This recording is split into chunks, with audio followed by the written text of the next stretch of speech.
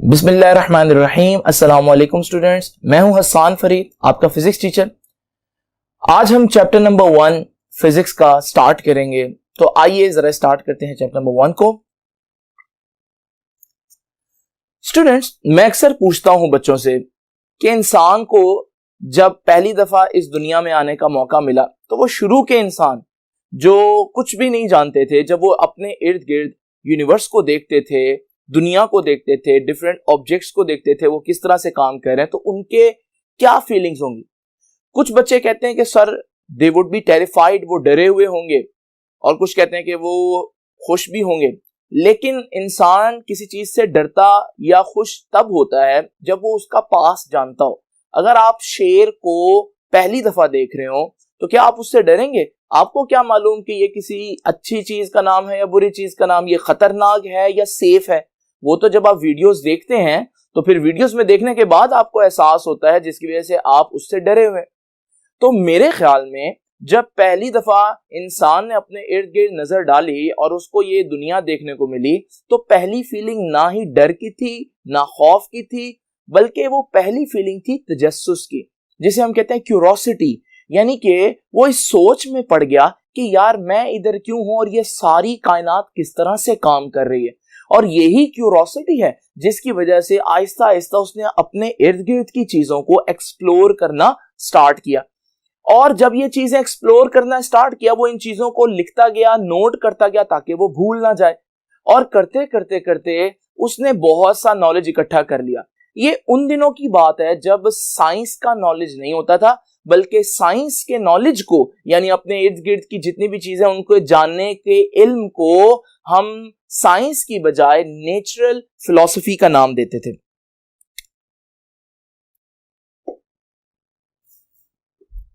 तो जो भी शख्स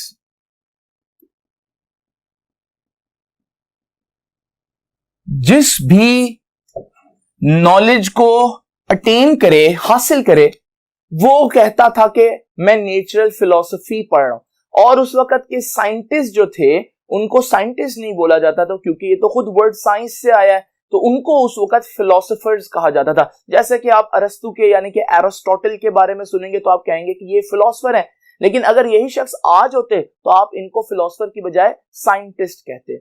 अब नेचुरल फिलॉसफी में क्या हुआ कि लोगों ने बहुत ज्यादा नॉलेज गेन करना शुरू कर दिया, और फिर ये इतना तादाद में बढ़ गया कि किसी एक शख्स का नेचुरल फिलॉसफी पूरी की पूरी पढ़ना मुमकिन नहीं रहा।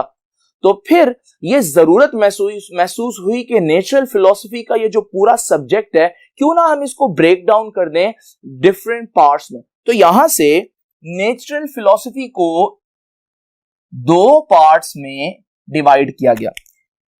एक को बोला गया बायोलॉजिकल साइंसेस,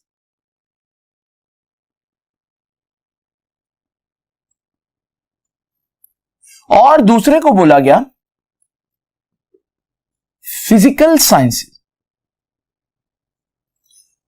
अब ये नेचुरल फिलॉसफी के दो पार्ट्स बन गए। बायोलॉजिकल साइंस, जैसे नाम से जाहिर है कि बायोलॉजिकल साइंस में हम क्या पढ़ेंगे?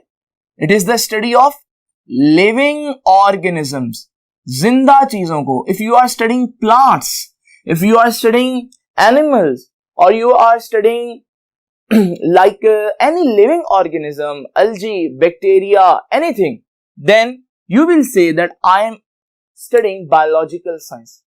इसी तरह से बहुत सी चीजें आपको अपने इर्द गिर्द ऐसी भी दिखेंगी जो लिविंग नहीं है। जैसे आप सूरज को पढ़ रहे हैं, लिविंग नहीं है, सितारों को पढ़ रहे हैं, वो लिविंग नहीं है, उन्हें हम बोलेंगे फिजिकल साइंस। तो फिर फिजिकल साइंस जो है वो बेसिकली क्या हुआ? Study of non living objects. अब फिर क्या हुआ? क्योंकि लोगों की क्यूरोसिटी बहुत ज्यादा थी, लोग बहुत ज्यादा जल्दी से यूनिवर्स को जानना चाहते थे, जिसके लिए वो बहुत ज्यादा स्ट्रगल कर रहे थे। तो आहिस्ता आहिस्ता ये नॉलेज फिर से बहुत ज्यादा बढ़ना शुरू हुआ, और ये इतना बढ़ गया कि ये फिजिकल साइंस जो थी इसको हमें फिर से डिवाइड करना पड़ गया, क्योंकि किसी एक शख्स का पूरी फिजिकल साइंस को पढ़ना मुमकिन नहीं रहा, और इसको हमने डिफरेंट सब्जेक्ट्स में डिवाइड किया। एग्जाम्पल के तौर पर हमने इसको फिजिक्स में डिवाइड किया, केमिस्ट्री में डिवाइड किया, जियोलॉजी, एस्ट्रोनॉमी, ये सारे वो सब्जेक्ट्स हैं जो फिजिकल साइंसेस से मजीद ब्रांचेस निकली। अब केमिस्ट्री में आप क्या पढ़ेंगे? डेफिनेटली केमिकल्स और केमिकल रिएक्शंस पढ़ेंगे। जियोलॉजी, जियो का मतलब होता है अर्थ, तो ये स्टडी ऑफ अर्थ है। आप अर्थ का इंटीरियर पढ़ रहे हैं, आप अर्थ की हिस्ट्री पढ़ रहे हैं कि अर्थ किस तरह से बनी, अर्थ का सेंटर अभी इतना गर्म क्यों है, क्या ये सूरज का पार्ट है, ये सारी बातें आप जियोलॉजी में पढ़ेंगे। इसी तरह से एस्ट्रोनॉमी में आप पढ़ेंगे हेवनली बॉडीज, यानी कि स्टार्स के बारे में, प्लैनेट्स के बारे में, why stars are at so high temperature, इनका टेम्परेचर इतना ज्यादा क्यों होता है, इसमें कौन से रिएक्शन है, फिशन है, फ्यूजन है, ये सारी बातें आप एस्ट्रोनॉमी में पढ़ेंगे। मगर हमारे लिए इंपॉर्टेंट बात ये नहीं है, बल्कि हमारे लिए इंपॉर्टेंट है ये सब्जेक्ट, क्योंकि यही वो सब्जेक्ट है जो हम इस पूरे साल में गो थ्रू करेंगे कि फिजिक्स क्या है। जब भी किसी सब्जेक्ट की डेफिनेशन की बात आती है तो सब्जेक्ट को डिफाइन कई तरह से किया जा सकता है, लेकिन मैं डिफाइन करूंगा जिस तरह से आपकी बुक डिफाइन करती है। तो पहले मैं डेफिनेशन लिखता हूं और फिर मैं आपको उस डेफिनेशन का कॉन्सेप्ट या एक्सप्लेनेशन भी दूंगा ताकि आपको प्रॉपर समझ में आए कि फिजिक्स किस चीज की स्टडी है। तो पहले तो मैं आपके सामने डेफिनेशन लिख देता हूं। What is physics? ये आपको फिजिक्स के पहले पेज पर ये डेफिनेशन मिलेगी। तो what is physics? Physics is the branch of science. पहली बात, अब ये ब्रांच ऑफ साइंस है तो ये किससे डील करती है? Branch of science which deals with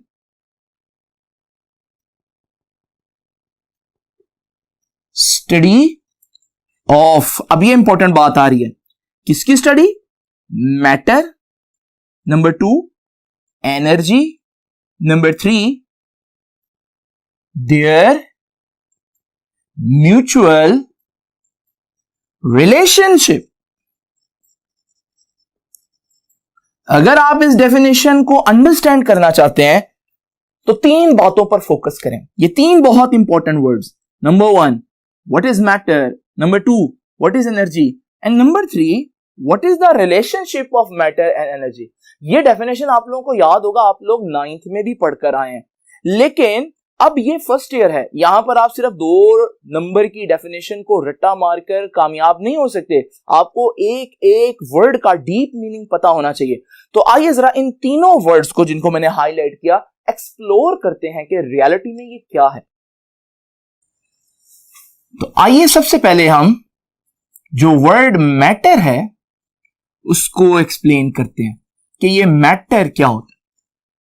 देखिए स्टूडेंट्स, मैटर की भी बहुत सी डेफिनेशन है, कुछ डिफिकल्ट हैं, कुछ इजी हैं। मैं आपके साथ सबसे सिंपल और इजी टू अंडरस्टैंड डेफिनेशन जो है वो शेयर करता हूं। जब भी आपने चेक करना हो कोई चीज मैटर है या नहीं, उसकी 2 कंडीशंस हैं। अगर वो 2 कंडीशंस पूरी कर दे तो वो मैटर है, अगर ना करे तो हम उसे मैटर नहीं कहेंगे। वो 2 कंडीशंस क्या हैं?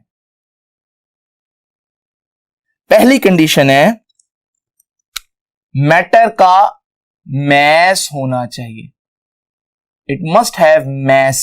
Number 2 it must have volume, कुछ जगह घेरे, उसका कुछ अपना वॉल्यूम हो। जिस चीज का अपना वॉल्यूम हो वो चीज आप उसे कहते हैं कि यार ये एक फिजिकल चीज है, वो आप फील करेंगे जैसे उसने अपना वॉल्यूम जब कवर किया होगा तो हम कहेंगे कि एक फिजिकल चीज है। तो मैं ये भी कह सकता हूं कि जब आप कहते हैं ना कि उसका वॉल्यूम हो, तो बेसिकली आप कहना चाह रहे हैं कि वो एक फिजिकल चीज हो, या आपके इर्द गिर्द जितनी भी चीजें हैं जो आपको नजर आ रही हैं, जिनको आप फील कर सकते हैं, फिजिकल है।